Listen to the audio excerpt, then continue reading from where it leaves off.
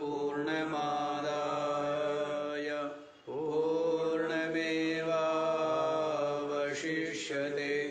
ॐ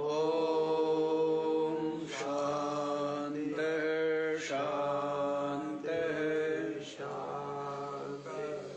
ॐ सहना भवतु सहनौ भुनक्तु सह वीर्यं करवावहै तेजस्विनावधीतमस्तु मा विद्विषावहै। ॐ शान्तिः शान्तिः शान्तिः।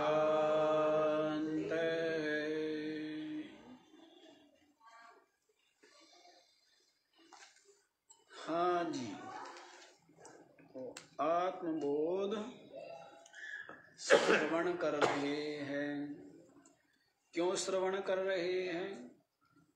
क्योंकि मोक्ष का एकमात्र साक्षात साधन किसको बताया है? आत्मबोध को ही बताया कि आत्मा का बोध होने पर ही मोक्ष सिद्ध होता है। और जब तक आत्मा का बोध नहीं होता तो तब तक मोक्ष नहीं है। क्योंकि अज्ञान बना रहेगा आत्मा का, तो आत्मा के अज्ञान के कारण से सारा का सारा ये अज्ञान का प्रपंच, माया का प्रपंच बना रहेगा। क्योंकि अज्ञान की तो दो शक्ति है ना, आवरण शक्ति और विक्षेप शक्ति। किसकी है? अज्ञान की दो शक्ति बताई थी। क्या क्या? आवरण और विक्षेप शक्ति। आवरण शक्ति जो है वो स्वरूप को ढक देती है ना, आवरण कर देती है ना। और जो विक्षेप शक्ति है वो कुछ और दिखा देती है। कुछ और क्या दिखा दिया? जगत दिखा दिया। क्या दिखाया? जीव भाव दिखाया है। तो ये सब किसके कारण से? विक्षेप शक्ति के। स्वरूप का अज्ञान जो आवरण शक्ति से आवृत हो गया स्वरूप, और विक्षेप शक्ति के द्वारा ये प्रपंच सत्यवत भासता है। और फिर विविध इसमें जो सत्य बुद्धि है, राग है, काम क्रोध लोभ मोह अहंकार आदि है, और इस तरह ये चलता रहता है, प्रपंच में ही भ्रमता और भटकता रहता है। ऐसा ही है कि बच्चे को रोका बहुत, बुरी संगति में मत बैठ, उनके साथ मित्रता मत कर। और उतना करने मात्र से ही क्या होता है? उसका धीरे धीरे सज्जनता का लोप होता जाता है, सद्गुणों का लोप होता जाता है, और सारे दुर्गुण, सारे विकार उस केवल बुरी संगति से उसका पतन होता चला जाता है ना। तो वैसा ही हो गया जी। फिर वो क्या है? भटकता ही है, भ्रमता ही है, दुख क्लेश ही पाता है, संसार में तिरस्कार अपमान को ही प्राप्त करता है। और जो सज्जनों के संग में रहता है, उत्थान, ऊपर उठता उठता उठता उठता क्या होता है? समस्त आशा से, तृष्णा से, वासना से ऊपर उठ करके परम शांति में प्रतिष्ठित हो जाता है, परम शांति में विराजमान रहता है। हाँ? तो ये सब किसका महत्व हुआ? ये संग का ही महत्व हुआ। तो आवरण और विक्षेप शक्ति किससे दूर होगी? आत्मबोध। इससे होगा। यह ज्ञान दूर आत्मा के बोध से होगा। साक्षात मोक्ष का तो यही साधन है। तो अब आप लोग तीसरा श्लोक से देखिए।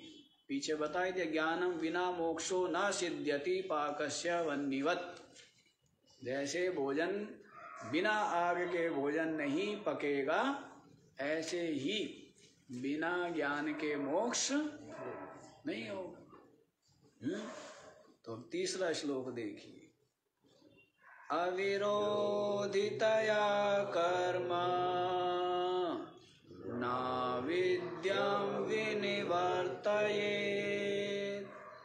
विद्या विद्यां निहत्येव तेजस तिमिरसंघवत्। अविरोधितया कर्म न अविद्यां विनिवर्तयेत्। विद्या अविद्यां निहति एव तेजः तिमिरसंघवत्। अविरोधितया कर्म न अविद्यां विनिवर्तयेत्। हाँ जी, आप कहते हो बिना ज्ञान के मोक्ष नहीं होता, ऐसा कह रहे हैं ना? हैं? तो फिर जो है ये जो कर्म है, उपासना है, ये क्या इनसे मोक्ष नहीं होगा? ये आप कैसे कह रहे हो कि केवल बोध मोक्षैक साधन, साक्षात बोध एवं मोक्षैक साधन। बोध ही वास्तव में मोक्ष का साक्षात एकमात्र साधन है, ऐसा आप कैसे कह रहे हो? कर्म है ना, उपासना है ना, हैं? उनके द्वारा भी तो मोक्ष सिद्ध होता है। तो कहते हैं नहीं होता है। अविरोधितया, है ना? कर्म और उपासना जो है वो अज्ञान के विरोधी नहीं है, सहायक है। जैसे अंधेरा है, जैसे आपको भूख लगी है तो किससे दूर हो जाती है? भोजन से। प्यास लगी है तो, सर्दी लग रही है तो कंबल आदि से। और यदि अंधेरा हो तो आप ये कहें कि मेरी भूख भोजन से दूर हो जाती है, प्यास पानी से दूर हो जाती है, सर्दी कंबल से दूर हो जाती है, ये अंधेरा क्यों दूर नहीं हो रहा है? भोजन से। भोजन से अंधेरा दूर क्यों नहीं हो रहा है? ये लाठी से अंधेरा दूर, लाठी से देखो हाथी चला गया, कुत्ते चले गए, बिल्ली चली गई, ये अंधेरा क्यों नहीं जाता है? तो अविरोधितया, क्योंकि उनका कोई विरोध आपस में है ही नहीं। विरोध है क्या? डंडे से अंधेरे का कुछ विरोध, कोई बिगड़ना है? अंधकार का विरोधी तो केवल प्रकाश। तो अंधकार तो क्या है? केवल प्रकाश से दूर हो सकता है, बाकी है? बाकी कुछ करो, स्नान से दूर नहीं होगा। स्नान से दूर हो जाएगा? कल बताया था ना, कुरुते गंगा सागर गमनम व्रत परिपालन अथवा दानम ज्ञान विहीनम सर्वमतेन मुक्ति न भवति। बताया है ना? तो स्नान करने से, दान करने से, व्रत करने से, तप करने से अंधेरा भागेगा क्या? भाग जाएगा। अंधकार तो किससे दूर होगा? केवल प्रकाश से। बुढ़िया वाली बात आती है ना, बुढ़िया की, बुढ़ियाओं की बातें भी है हमारे पास। बुढ़िया के पास कोई गांव में थी, मुर्गा था ना बुढ़िया के पास, है? और बुढ़िया का मुर्गा बोलता था, तो तब फिर क्या होती थी? सब लोग जाग जाते कि भाई अब तो सुबह होने वाला है, प्रकाश होने वाला है। और प्रकाश इसीलिए होता है क्योंकि बुढ़िया का मुर्गा बोलता है तो ही सुबह होगी। यदि बुढ़िया का मुर्गा ना बोले तो सुबह नहीं होगी। तो ऐसा उनको भ्रम था। और ये था कि भाई बुढ़िया यदि कहीं चली गई तो हमारे यहाँ तो अंधेरा ही रहेगा, हमारे यहाँ तो प्रकाश होगा ही, सुबह होगी नहीं। तो सब बुढ़िया को बड़े प्यार से रखते और बुढ़िया बड़े नखरे में रहती। चली जाऊंगी अपना मुर्गा लेके, हैं? तो सब गांव वाले उसको बड़े मना करके रखते, बड़ा उसकी हैं सेवा सत्कार करते। तो एक बार कोई व्यक्ति आया हुआ था, तो बुढ़िया का तो काम था बिगड़ना, नखरे करना, नखरे दिखाना। तो भाई वो पूछने लगा तुम इतना क्यों इसको सहन करते हो, इतना क्यों इसके नखरे उठा रहे हो? वो कहने लगी इसके पास, लोग कहने लगे गांव वाले, इसके पास मुर्गा है और बुढ़िया का मुर्गा बोलता है तभी हमारे यहाँ सुबह होती है। यदि बुढ़िया का मुर्गा न बोले तो हमारे यहाँ सुबह होगी नहीं, हम अंधेरे ही रह जाएंगे, खाएंगे कमाएंगे क्या हैं? तो उसने कहा ऐसा नहीं है, समझदार था ना। बुढ़िया का मुर्गा बोले ना बोले सुबह तो अपने समय पर होगी ही होगी, भले बुढ़िया का मुर्गा ना बोले। कहने लगे अच्छा। तो उनको पता लग गया। तब उन्होंने कहा बुढ़िया दिखाए नखरे। बुढ़िया को कहा बुढ़िया नखरे दिखाने की जरूरत नहीं है, अपना मुर्गा लेके कल जाना हो आज चली जा, कोई फर्क नहीं पड़ता है, क्योंकि हमारे यहाँ तो तेरे मुर्गा नहीं भी बोलेगा तो भी सुबह होगी ही होगी। तो वैसी बात है? तो उसका कोई संयोग बनता है क्या कि मुर्गा बोलेगा तो ही अंधेरा दूर होगा? ऐसा नहीं। वैसे ही लाठी से, भोजन से, पानी से, वस्त्र से, आभूषण से अंधेरा दूर नहीं होते। क्यों? क्योंकि अविरोधिता है, उनका आपस में कोई विरोध नहीं है।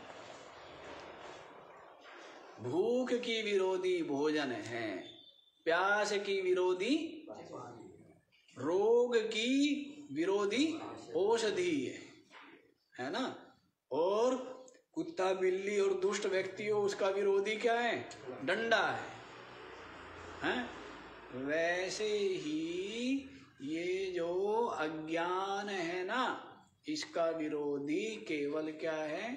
ज्ञान है। अविद्या का विरोधी केवल विद्या। तो अविद्या जो है वो केवल किससे दूर हो सकती है? केवल विद्या से,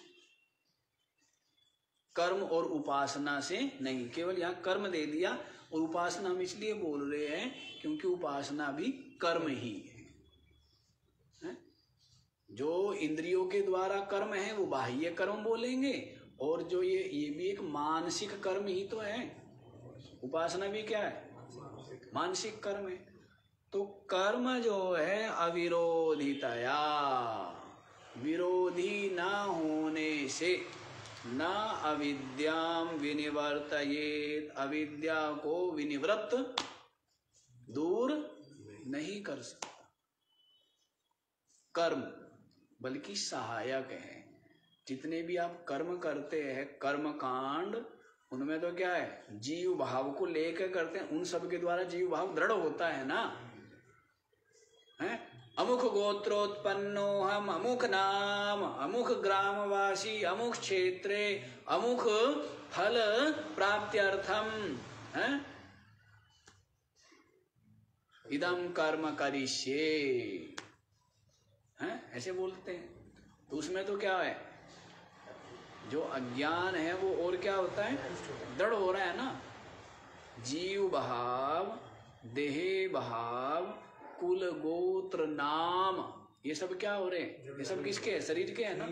कुल किसका? गोत्र, नाम, ये सब किसके हैं? और स्वर्ग आदि की प्राप्ति, ये सब किसको? जीव को है? या पद प्रसिद्धि प्रशंसा, इनकी प्राप्ति किसको? जीव को, शरीर को, आपको, है ना। तो इसके लिए तो करते हैं। तो कर्म और जो उपासना है, इनके द्वारा द्वारा क्या हो रहा है? जीव भाव। हाँ, यदि निष्काम भाव से करे तो अंतःकरण शुद्ध होगा। यदि कर्म और उपासना कामना रहित, फल की इच्छा से रहित होके करते हैं तो क्या होगा? हाँ, चित्त में सात्विकता आएगी है? जो फल आदि है उनकी जो आशा है, राग है, वो मिटेगा। और एक अपने में क्या आएगी? एक सामर्थ्य आएगा। क्या आता है? एक सामर्थ्य, एक तेजस्विता, एक आत्मबल, एक साहस। करने से क्या आता है ना? कुछ भी सत्कर्म करे तो क्या आता है? एक बल आता है। और कुछ गलती हो जाए, अपराध हो जाए तो फिर सारा का सारा बल, शरीर का बल, इंद्रियों का बल है और आत्मबल सबके सब क्या हो जाते हैं? क्षीण हो जाते हैं ना। अर्जुन को देख करके ही समझ गए ना युधिष्ठिर। जब अर्जुन आए श्री कृष्ण के पास से, द्वारिका से, तभी समझ गए युधिष्ठिर कुछ ना कुछ गड़बड़ हो गई। बहुत बोला कि ये तो नहीं किया तुमने, तेरे से ऐसा अपराध तो नहीं हो गया, ये अपराध तो नहीं हो गया। क्योंकि पता लग जाता है, नहीं पता लगता है। जीत के आया, हार के आया, पता लगता है ना। सबका सब आपका जो मुखारविंद है वो सब कुछ कहानी कह देता है। सारी कहानी कहता है, नहीं कहता है? आपका जो चेहरा है वो सारी कहानी बता देता है। तो अर्जुन को देख करके ही तरह तरह के वो विकल्प सोचने लगे, क्या ऐसा क्या हो गया? क्योंकि अब ये बिल्कुल क्या दिख रहा है? आत्मबल रहित, हारा हुआ, थका हुआ, हर प्रकार से बिल्कुल निराश, उदास दिख रहा। तब समझ गए कि भाई कुछ बड़ी अनहोनी हो गई है कुछ है। तो सबसे बड़ी अनहोनी हो गई जिसकी लाठी टूट गई है। जिसकी बूढ़े की लाठी टूट जाए तो क्या है? वही था ना पैर। तो सीढ़ी जी आगे को हो जाओ। बूढ़े की लाठी टूट जाए तो फिर क्या है? क्यों जी? फिर तो वही तो सारा था सब कुछ। तो ऐसे श्री कृष्ण क्या है? पांडवों के लाठी है। सबसे बड़ा भरोसा, सबसे बड़ा सहारा, सबसे बड़ा बल है, आलंबन, अवलंबन कौन है? कृष्ण है ना। तो वैसे ही सज्जन तो सबके बल होते ही है। और सज्जनों का बल क्या होता है? सज्जनों का जो बल है वो सद्गुण होता है। सज्जनों का जो बल है वो विवेक होता है? सज्जनों का बल क्या है? हाँ, यही सब विवेक जो है, यही तो सबसे बड़ा बल है। विवेक जिसके पास है उसको और सहारों की जरूरत नहीं। और जब तक सहारे ढूंढ रहा है, बेटा सहारा बनेगा, पोता सहारा बनेगा, धन सहारा बनेगा, स्वास्थ्य सहारा बनेगा, ये सहारा बनेगा, तो तब तक क्या है? कहीं न कहीं विवेक को दृढ़ता से पकड़ा नहीं। अन्यथा जब विवेक है तो वहां पर तो कोई समस्या ठहरती ही नहीं है। वहां पर जहाँ विवेक है, जहाँ ज्ञान है, वहां पर तो क्या है? वहां पर तो स्वतंत्रता है ना, नित्य मुक्तता है। वहां पर तो क्या है? अपने अविनाशी पद में प्रतिष्ठित है। तो उसको भय कहाँ? जरा शरीर को आती है, रोग शरीर को आते हैं, मृत्यु शरीर की होती है, बाकी मान अपमान सुख दुख निंदा स्तुति ये सब भी शरीर और अंतःकरण और इंद्रिया, इनका जो संघात है इनकी होती है। मैं आत्मा तो है सर्वथा सबसे रहित, सबसे परे है। मुझ तक किसी की पहुंच न जरा आती, न मृत्यु आती, न भूख प्यास छूती, न सर्दी गर्मी स्पर्श करती, न मान अपमान निंदा स्तुति, मुझ तक पहुँच पाती। मैं तो क्या हूँ, मैं तो सदा एक रस है, अव्यक्तोयम अचिन्त्योयम अविकार्योयम उच्यते तस्मादेवं विदित्वैनं नानुशोचितुमर्हसि। अयमात्मा अव्यक्तः अचिन्त्यः अक्लेद्यः सोऽस्य एव च नित्यः सर्वगतः स्थाणु अचलोऽयं सनातनः। कौन है अयम? अयम माने अहम, यह है आत्मा। तो उसके लिए कह दिया है अयम आत्मा ब्रह्मा। अयम आत्मा क्या है? ब्रह्म है। सो ब्रह्म है, तू है वही, उतली नहीं तू। तो बताओ, ऐसा तो ये ज्ञान ही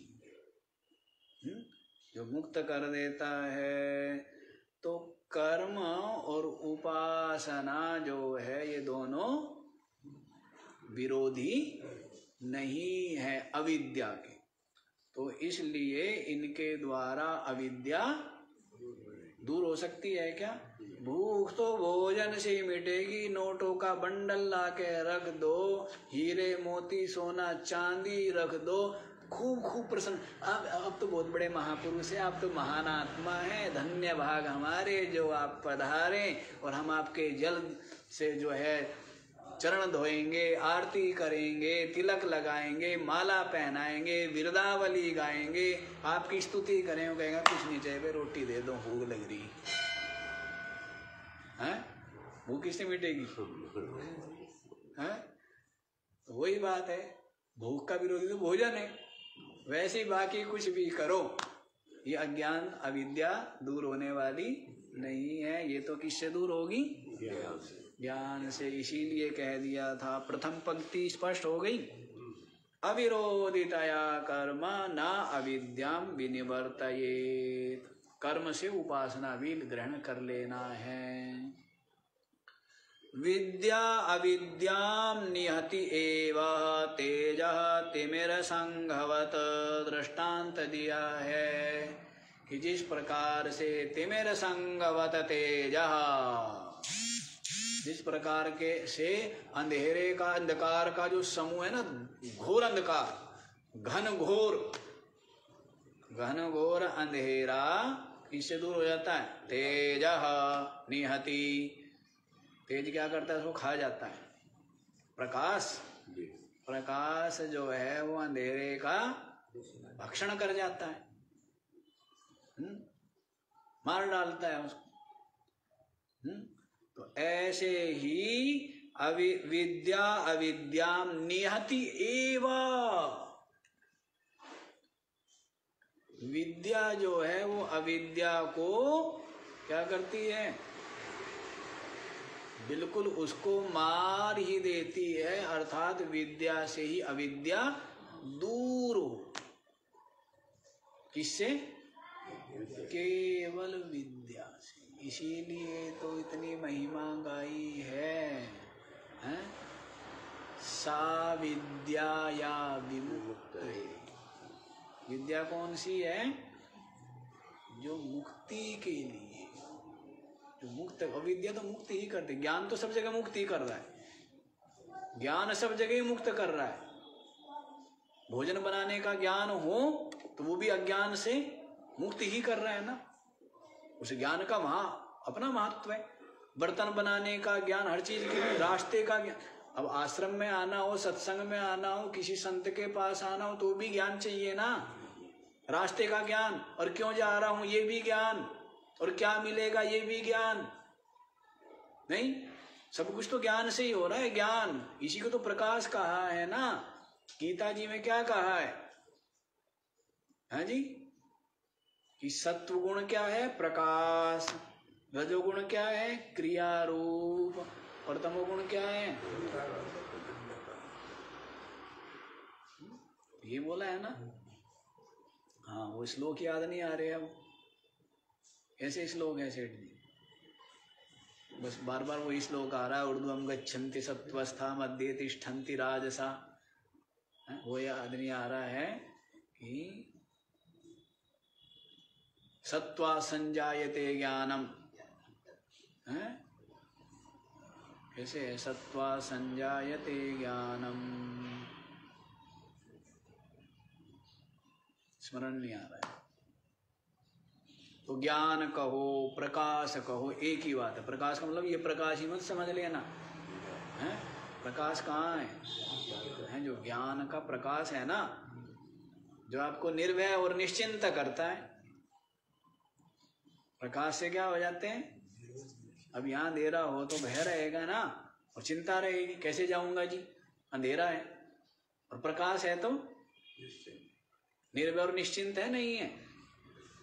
महिमा किसकी है? प्रकाश कहाँ है? आपके हृदय में है ना, आपकी खोपड़ी में है प्रकाश, ज्ञान का प्रकाश। इतनी महिमा गाई है कि जो अविद्या माया किसी से दूर नहीं हो सकती। प्रलय पर प्रलय हो जाए तो भी दूर होता है क्या? तो भी माया दूर होने वाली नहीं है। इसलिए कह दिया माया मरी न मन मरा, मर मर गए शरीर और आशा तृष्णा ना मरी, कह गए संत कबीर, है ना। तो माया की तो बात ऐसी है कि जो मिटती ही नहीं है, इसीलिए तो उसको भी तो अनादि कह दिया है ना। केवल ब्रह्म ज्ञान से, अब जैसे ही चिंगारी हुई, दीप जला अंधेरा, वैसे ही जैसे ही ज्ञान हुआ, दो अनादि अविद्या माया है वो क्या हो जाती है? सब दूर हो जाती है। फिर क्या रहता है? प्रकाश में रहता है। कहाँ में प्रतिष्ठित हो गया? प्रकाश में प्रतिष्ठित हो गया। ज्ञान चांदना हुआ मंदिर में। क्या हुआ? मंदिर में अंधेरा है तो क्या भगवान के दर्शन होंगे क्या? क्यों जी? दरवाजा नहीं दिखे, कहीं भी ना दिखे, ठोकर लगे, और मंदिर में चांदना हो तो भगवान दिखेगा ना। तो भगवान जो है वो कहाँ? आपके हृदय में। और अंधेरा कहाँ? वो भी हृदय में। लेकिन गुरु के ज्ञान से प्रकाश कहाँ हो गया? आपके हृदय में। तो ज्ञान का प्रकाश, ज्ञान का दीप जैसे ही जला, ज्ञान चांदना हुआ मंदिर में, दर्शे सतगुरु अविनाशी, अविनाशी सतगुरु परमात्मा का क्या हो गया? दर्शन हो गया, है ना। तो इसलिए अविद्या विद्या से ही दूर होती है। जैसे अंधेरा, घन घोर अंधेरा वो तेज से दूर, प्रकाश से दूर। ये स्पष्ट हो गया? हाँ, तो स्पष्ट करते चलो। अभी भी उलझे हुए ही हो, नहीं उलझे हुए हो, पता नहीं कहाँ कहाँ उलझे रहते।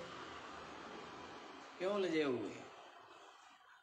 यहाँ पर तो वही बैठता है ना जो सब उलझनों को छोड़ आया। क्या इसको सुलझाने की जरूरत नहीं? इसको सुलझाते सुलझाते मेरा दादा चला गया, मेरा बाप चला गया, ये तो ऐसी ही रहेंगी संसार की उलझने, नहीं। तो इसलिए इसको ज्यादा सुलझाने की जरूरत नहीं। कहाँ सुलझाओ? अपने अंदर सुलझाओ, हैं? कि ये जितने भी राग है, लोभ है, आसक्ति है, ये सब तरह से अपने को ही अशांति देने वाली, अपने को ही बंधन में डालने वाली है। तो सुलझाना तो अपने को है ना, वहां सुलझाने में लगा हुआ है। और अंदर अंदर सूत वो आता। एक ऐसा भी वाणी है किसी की कि नौमन सूत, उसमें उलझा पड़ा हुआ है, उलझा रहता है ना। जितना सुलझाता है उतना ही उलझता है। तो उसको तो छोड़ दो और कहाँ सुलझाओ? अपने हृदय में कि ये सब के सब नाशवान, सबके सब बंधन रूप, दुख रूप, असार। कहाँ समझना है? अपने अंदर ही तो समझना है। तो बस फिर देखो शांति मिलती चली जाएगी। पर वहीं लगे रहते हैं संसार में ही मन बुद्धि को लगा के रखते हैं। कितना ही कर लो, यहाँ तो कुछ निकलना है नहीं, है? कुछ निकलेगा क्या? है? बस इतना ही है, शरीर की आवश्यकताओं की पूर्ति हो सकती है संसार से, इससे ज्यादा कुछ नहीं। और शरीर के निर्वाह मात्र के लिए प्रयत्न और पुरुषार्थ करने में कोई दोष भी नहीं, ठीक है। और अपने चित्त की निर्मलता के लिए सेवा परोपकार आदि के भाव लेके करें तो भी ठीक है। तो आगे वाला देख लीजिए, अब चौथे वाला श्लोक। परिच्छिन्नमिवाज्ञानात् तन्नाशेषति केवलः स्वयं प्रकाशते आत्मा मेघापायंशुमानिव।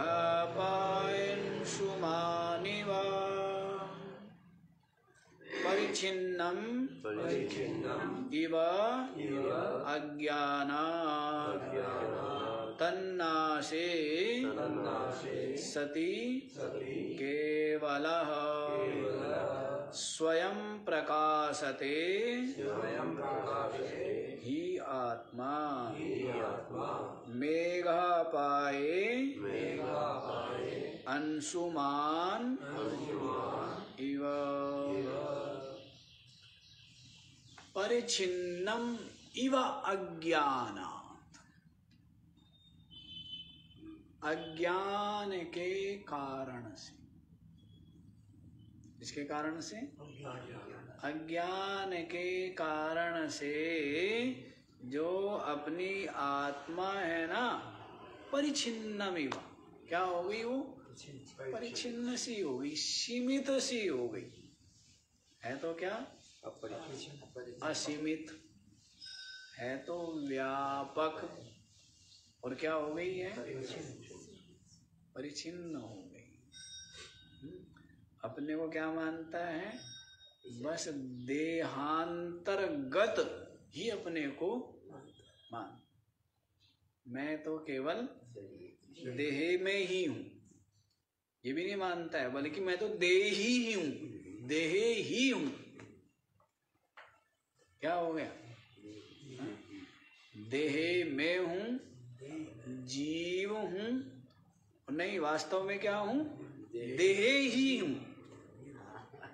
देही तो हो गया, जबकि है देही, है क्या? देह और देही अलग अलग है ना, क्षेत्र और क्षेत्रज्ञ अलग अलग है ना। है? देही नित्यम अवध्योयम देहे सर्वस्य भारत तस्मात् सर्वाणि भूतानि न त्वं शोचितुमर्हसि। ऐसा कैसा दिव्य ज्ञान है? क्या बोला है? देही नित्यम अवध्य, जो देही आत्मा है उसको तो कोई मार ही नहीं सकता। देहे सर्वस्य देहे भारता देही नित्यम अवध्य, सभी देहों में जो देही आत्मा है वो अवध्य है, मारा नहीं जा सकता। तस्मात् सर्वाणि भूतानि न त्वं शोचितुमर्हसि, इसीलिए तुम्हें किसी भी संपूर्ण भूतों के लिए तुम्हें शोक करना ही नहीं चाहिए। कौन मरता है? तो बह रहा है। क्या हो रहा है?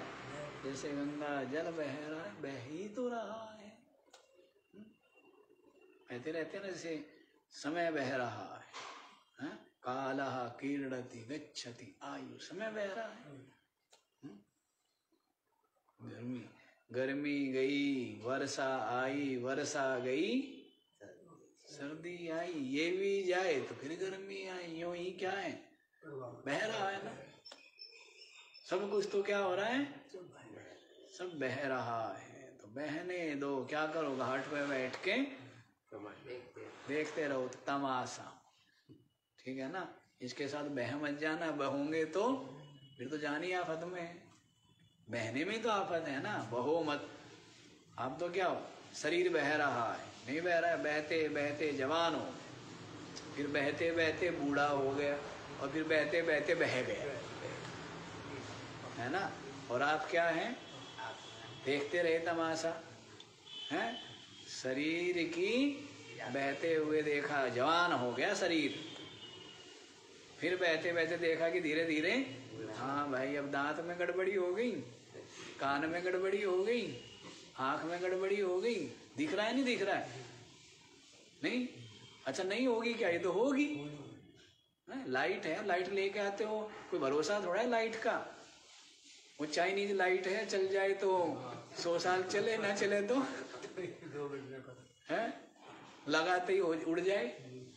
तो वैसे ही शरीर है, प्रारब्ध से है ना, चले तो ये 100 साल चल जाए, और ना चले तो 2 महीना चले। हाँ, बस यही कुछ कुछ हो जाता है। तो ये सब बह रहा है, ठीक है ना, सब कुछ बह रहा है। और आत्मा क्या है? एक रस है, केवल साक्षी है, केवल दृष्टा मात्र है। देखते रहो, क्या करो? देखते रहो ये सब कुछ। लेकिन ये तो बताया है, अज्ञान के कारण से क्या हो गया? परिचिन्न हो गया। जो व्यापक है वो सीमित हो गया, देह में ही मानता है। जबकि ये समझने वाला, ये जानने वाला, ये मानने वाला कौन है? मन। और मन में ही क्या हो गया? मन बुद्धि में ही तो एकाकार है। मन बुद्धि को ही मैं मानता है, इसलिए कहता है मैं जानता हूँ, मैं करता हूँ, मैं भोगता हूँ, मैं सुखी हूँ, मैं दुखी हूँ, मोटा हूँ, पतला हूँ, उतरता चढ़ता रहता है। जैसे कई पैड़िया है ना, कभी अन्नमय कोष में उतर आता है, कई मंजिलों में रहता है, कई मंजिल है ना मकान, कभी कहीं कोई सी मंजिल पे बैठा है, कभी कोई सी। समझ हो तो सारी मंजिलों में स्वाद लेगा, और समझ ना हो तो नीचे वाली मंजिल बेकार। क्यों? यहाँ तो धूप नहीं है। ऊपर वाली मंजिल बेकार, यहाँ तो गर्मी बहुत ज्यादा है। बीच वाली मंजिल बिल्कुल बेकार, के यहाँ तो हवा ही नहीं है। नहीं, समझ नहीं है तो सब जगह क्या करेगा? और जब समझ है तो सब जगह क्या देगा? नीचे वाला कहना बिल्कुल ठंड, भाई यहाँ तो पंखे की भी जरूरत नहीं है। ऊपर वाली, अरे यहाँ तो ऐसे हवा बहती है और ऐसे बढ़िया से धूप सेक सकते हैं। तो समस्या भी और समाधान भी कहाँ है? समझ में ही तो है। तो 5 मंजिल के मकान में आप रह रहे हो, अन्नमय कोश, फिर प्राणमय कोश, फिर मनोमय, फिर विज्ञानमय, फिर आनंदमय। सब में कौन रहता है? आनंदमय कोश में उतर आते, अन्नमय कोश में उतर आए तो शरीर। जानते हो ना कि ये क्या है? ये अलग है और मैं अलग हूँ, इसमें रहने वाला, इसका साक्षी है। तो मैं अलग हूँ। फिर प्राणमय कोश, उसको भी देखता है। फिर मनोमय कोश, इसको भी देख रहा है। आनंदमय, कभी आनंदमय कोश, विज्ञानमय कोश में आ जाता है बुद्धि, और आनंदमय कोश, वहां पर भी आनंद का क्या होता है? साक्षी रहता है। और मैं वास्तव में इन सब से अलग, इन सब से परे, इन सब का साक्षी चेतन।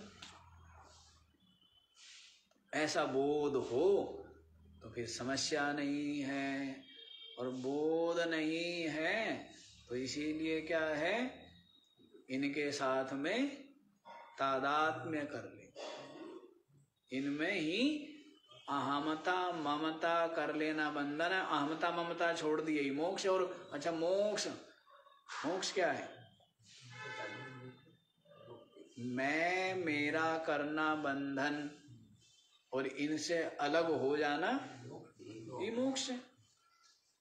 आप अविनाशी तो हो ही, कोई डालना नहीं पड़ेगा अविनाशी पढ़ना।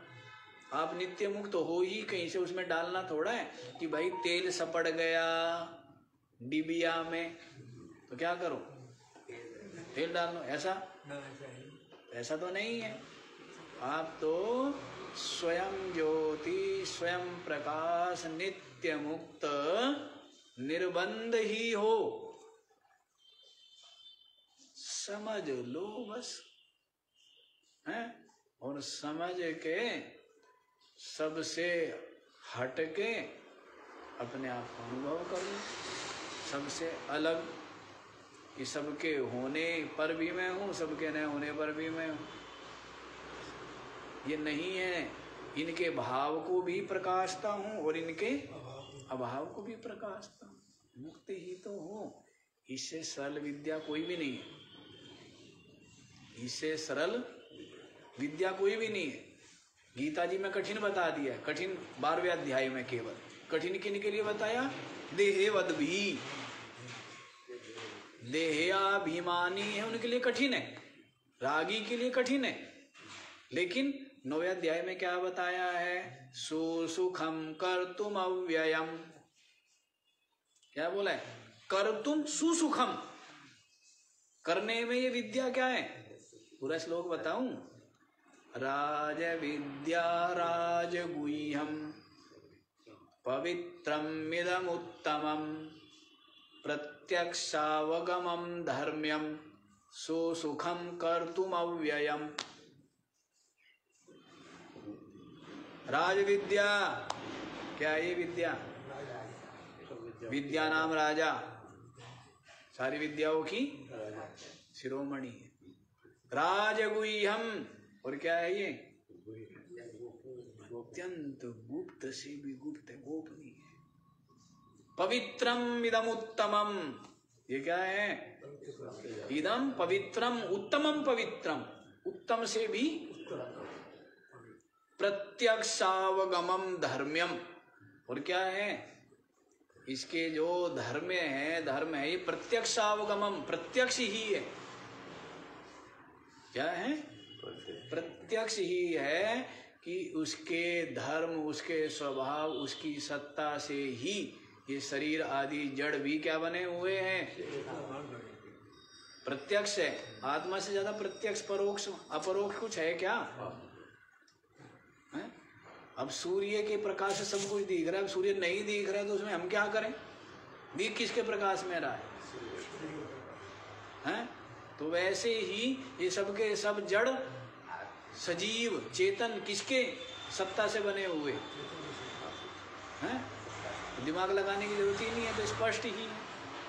तो बाद में कह दिया है कर्तुम सुसुखम, करने में। अब यज्ञ करना हो, हल्दी लाओ, अक्षत लाओ, सामग्री लाओ, लकड़ी लाओ, घृत लाओ, हैं? क्या क्या लाओ? तो पंडित जी जो है बड़ा लिस्ट बना के देंगे, और पान का पत्ता और सुपारी और पता नहीं क्या क्या, बड़ी लंबी लिस्ट होगी ना। और माँ केला और फिर वो बनाएंगे, और फिर के 10 रुपये यहाँ चढ़ाओ, 10 रुपये यहाँ भी चढ़ाओ, हैं? तो वो है, उनमें तो क्या है? पूरा विधि विधान चाहिए, धन संपत्ति चाहिए, तभी कर सकता है ना। बहुत कुछ सामग्री चाहिए। और कहते हैं यहाँ कर तुम सुसुखम, करने में बड़ा सरल है, कठिन नहीं है ये विद्या, है तो सरल। कठिन है रागी के लिए, जो रागी है, जो बहिर्मुख है, उसके लिए क्या है? बहुत कठिन है। और जो बहिर्मुख नहीं है ना, उनके लिए तो अब एक चीज है, देखो 2 तरह की होती है। दिया जलाना बहुत सरल है और बहुत कठिन भी है। दिया जलाना तो बहुत सरल है, हैं? और यदि पानी में भिगो के बत्ती लो के जलाओ महाराज, चढ़ चढ़ चढ़ चढ़ चढ़ चढ़ चढ़ बोलती रहेगी, तो कितना कठिन काम हो गया। तो कौन सी बत्ती ले रहे हैं आप, ये आप देख लो, हैं? हमारा काम तो क्या है? वो तुरंत जल की जो स्पर्श करती हो, जल की, तो इसका मतलब बाती ठीक थी, वो हमारी थोड़ा गड़बड़ी है, गड़बड़ी आपकी। और बाती नहीं जल रही है तो इस बाती को निकाल के फेंक, दूसरी बाती रख के आ, ठीक है ना? क्यों सेठ जी? ठीक है ना? चढ़ चढ़ चढ़ चढ़ कर रही, इतने दिन हो गए, इतने समय से। हाँ, तो बात तो बाती की है ना। तो सरल हो गया जिनके राग नहीं, और जिनके राग है तो राग ही तो विघ्न है, और कोई विघ्न है ही नहीं। राग है तो फिर वो नहीं प्रकाशित होता है, इतनी सी बात है। तो राग तो छोड़ो, बुढ़े हो, बुढ़ों ने सब कुछ देख लिया है, और सबको खूब जो है खोई और छिलके जो है पेर पेर के देख लिया कि इनमें अब कुछ न तो कुछ है ना कुछ था। तो फिर अब तो पूरी तरह से आंख बंद करके नहीं, आंख खोल के और देख के, यूं नहीं कि भाई बेटा दिख रहा है, बेटी दिख रही है, मोह तो है पर क्या करे, जबरदस्ती आंख बंद करके, नहीं भाई चलना तो पड़ेगा ही। ऐसे नहीं, खूब देखभाल के कहाँ से बेटा है कहाँ से बेटी है, हैं? सब अपने अपने कर्म, अपने अपने प्रारब्ध भोग है सबके, हैं? कोई मतलब तो है नहीं, लेन देन ही है, या कोई मतलब है किस बात में अपने? ये अपने किस बात में और ये पराये किस बात में? जिनको अपने कहता है वे किस बात में अपने,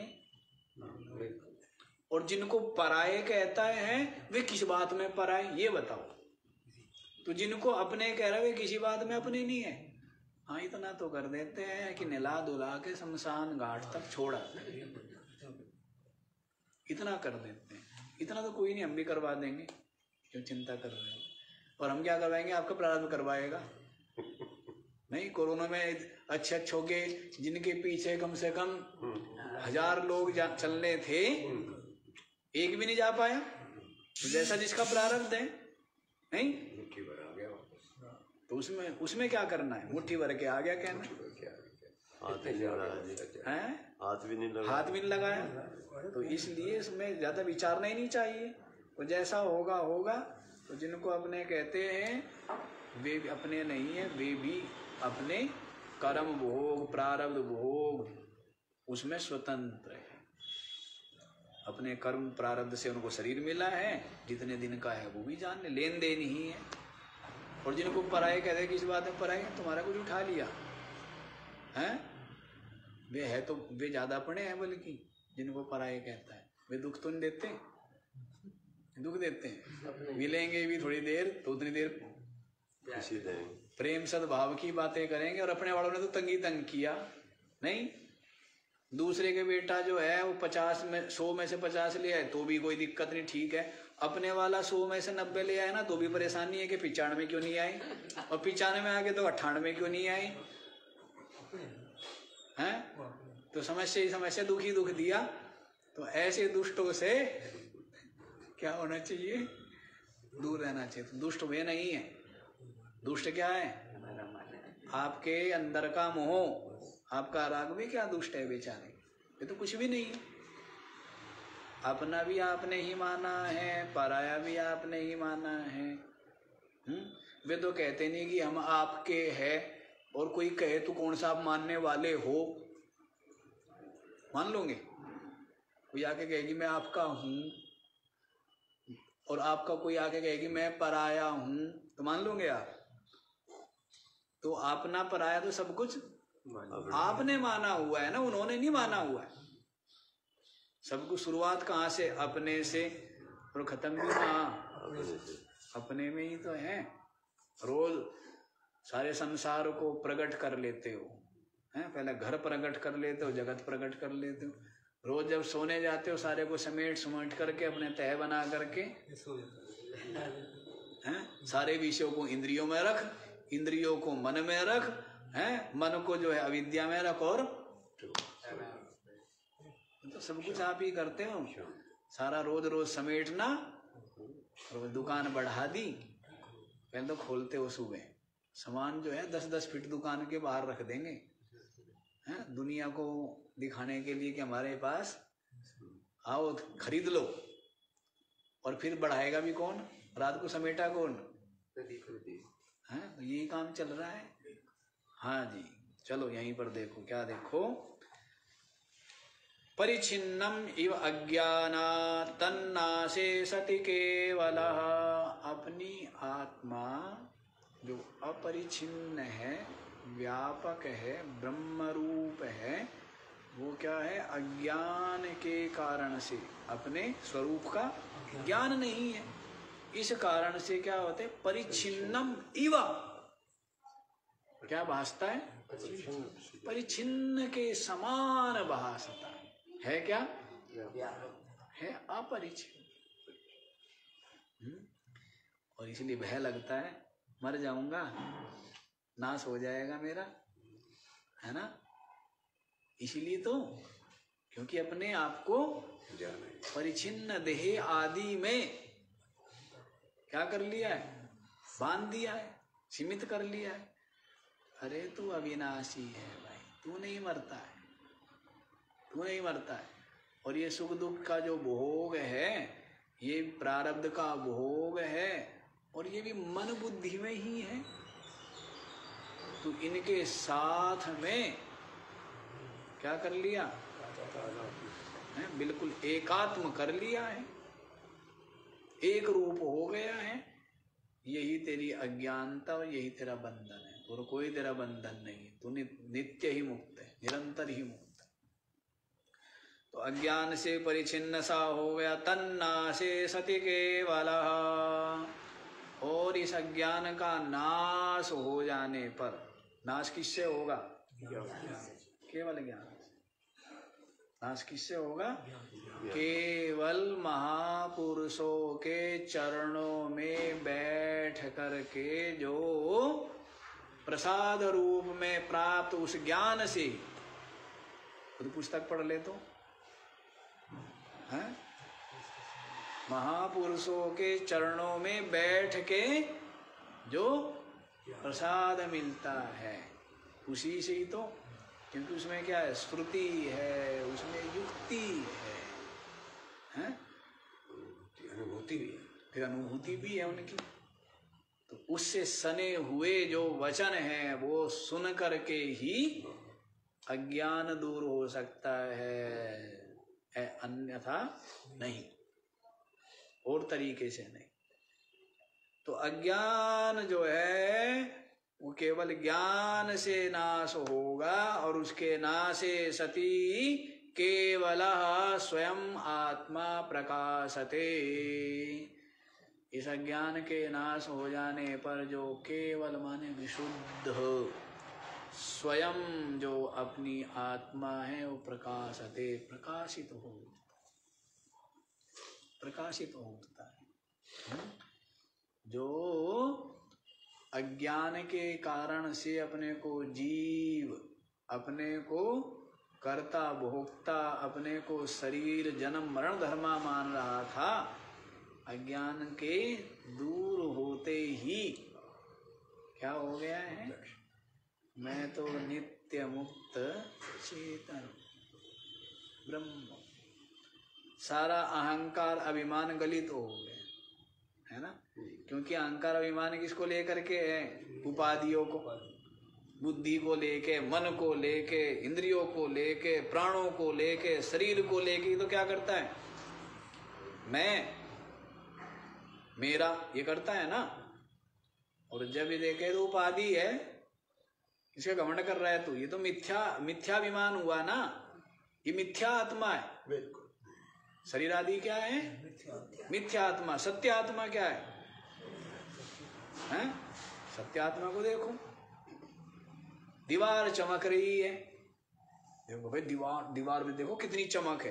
अरे दीवार में चमक कहां से आ गई? यदि दीपक ना हो तो दीवार दीपक ना हो या सूर्य का प्रकाश ना हो, दीवार में चमक है क्या? भाई टाइलें चमक रही है, पत्थर चमक रहा है, शीशा चमक रहा है, तो क्या उनमें प्रकाश है? किससे चमक रहे हो? तो वैसे ही ये शरीर आदि जो है, इनमें मिथ्याभिमानी है ना, मिथ्या अहंकार है, ये मिथ्या आत्मा है। सत्य आत्मा तो अलग है, इन सब का साक्षी, इन सब से परे। तो सत्य आत्मा को जानो, उसमें आता है ना मांडुक्य कारिका में, आत्म सत्यानुबोधेना न संकल्पयते यदा अमनस्ताम तदा याति ग्राह्या भावे तदग्रह। मांडुक्य कारिका, मांडुक्य कारिका आदि का नंबर 2 श्लोक पढ़ोगे तो फिर तो नंबर आ गए। 4-5 श्लोक पढ़ेंगे तब जा करके नंबर आ सकते हैं उपनिषद आदि के। अब 2 श्लोक पढ़ने में तो फिर यहीं रहते रहेंगे, आगे नहीं जा पाएंगे। तो उसमें देखो आत्म सत्यानुबोध है ना, जो सत्य अपनी आत्मा है उसका बोध है। ना संकल्पयते यदा, क्या होते हैं, चित्त संकल्प का परित्याग करके अपने में ही विलय हो जाता है। अमनस्कताम तदा याति, उसको उस अवस्था को क्या कहते हैं, अमनी भावे। मनसो अमनी भावे किंचिन्नैवोपपद्यते, ये भी वहीं पर है। अमनी भाव हो गया, अमनस्क हो गया। ग्राह्या भावे तदग्रहम, न कुछ ग्राह्य रहा और न उनको ग्रहण करने वाला रहा, तो क्या रह गया, केवल। केवल रह गया ना, हाँ, तो केवल की बात है ये। केवलः स्वयं आत्मा प्रकाशते मेघा पाए अंशुमान इव, जैसे बादल हो गए तो सूर्य, जबकि सूर्य सदैव उदित है, सदैव प्रकाश रूप है, लेकिन आपको नहीं भास रहा था। हाँ जी, आत्मा सूर्य क्या है, सदैव उदित है ना। ये कभी कभी उदय अस्त सूर्य में है? या ये जो सूर्य अप्रकाश रूप है, सूर्य में ना उदय है ना अस्त है, और सूर्य निरंतर ही प्रकाश पुंज है। लेकिन बादल के आने से आपके लिए सूर्य क्या होता है, ढका हुआ जैसा आपको लगता है, भासता है, जबकि ढके आप गए हो, सूर्य नहीं ढका गया। बादल ने किसको ढका, आपको ढका, आपकी आंखों को ढका। सूर्य को ढक सकता है क्या बादल? तो वैसे ही जैसे मेघ से और सूर्य ढका हुआ भासता है और मेघों के हटने से, वैसे ही कहा मेघा पाए अंशुमान इव, जैसे मेघ के अपाय हो जाने पर, हट जाने पर सूर्य देव क्या होते हैं, उनका साक्षात्कार हो जाता है, प्रत्यक्ष। वैसे ही अज्ञान के आपकी आत्मा क्या है, निरंतर ही प्रकाश रूप है, निरंतर ही मुक्त है, निरंतर ही निर्बंध है। तो बंधन आदि सब कहाँ है, आप में, आपको भास रहा है बुद्धि में ना, आपकी भ्रम से। आत्मा बंधन नहीं है, आत्मा नित्य ही मुक्त है। तो ज्ञान के द्वारा अज्ञान के हट जाने पर क्या होता है फिर, हाँ, तो वो आपको भासने लग जाता है अपनी आत्मा। अन्यथा आत्मा तो सदैव उदित स्वरूप, स्वयं ज्योति, स्वयं प्रकाश, एक अखंडित नित्य मुक्त चेतन सत्ता है ना। देख लो जी, चाहे आंख खोलो चाहे आंख बंद करो, हैं, आप तो क्या हो, आप तो निरंतर ही चेतन हो और मुक्त हो, हैं। तो चिंता, ये बूढ़ा हो गया, शरीर मर जाए, शरीर रोग होवे, शरीर, अब चिंता क्या है, हैं? चिंता तो कोई मतलब नहीं। और चिंता आ भी जाए तो वो चिंता भी कहाँ है, चित्त में। कहाँ है जी, चिंता चिंतन ये सब कहाँ है, चित्त में। जब आपका चित्त के साथ संबंध रहेगा तो उसमें भी कितनी देर रहेगी, उसमें रहेगी क्या, आप ही तो रखते हो उसमें लाके। जब आप उसको देखो ना, अब शरीर को देख रहे हो तब आप सोचते हो आप बूढ़े हो या रोगी हो, और जितनी देर शरीर को भूल जाते हो उतनी देर जब सोगे तब बूढ़ा है, रोगी है, ये सब रहता है क्या, कुछ भी नहीं रहता है। तो वैसे ही आप ही तो रखते हो, तो चिंता विंता कुछ भी नहीं है, चित्त नहीं, चिंता कहाँ। ये बात है। स्पष्ट हो गया ये? तो अज्ञान से परिचिन्न हो गया है और ये अज्ञान केवल ज्ञान के द्वारा नाश हो जाने पर अपनी आत्मा स्वयं प्रकाशते, स्वयं प्रकाशित हो जाता है, जैसे बादलों के हट जाने से सूरज। आज इतना ही रख ले क्या? नहीं रख लीजिए, बाकी जो है वो कल देख लेना। ओ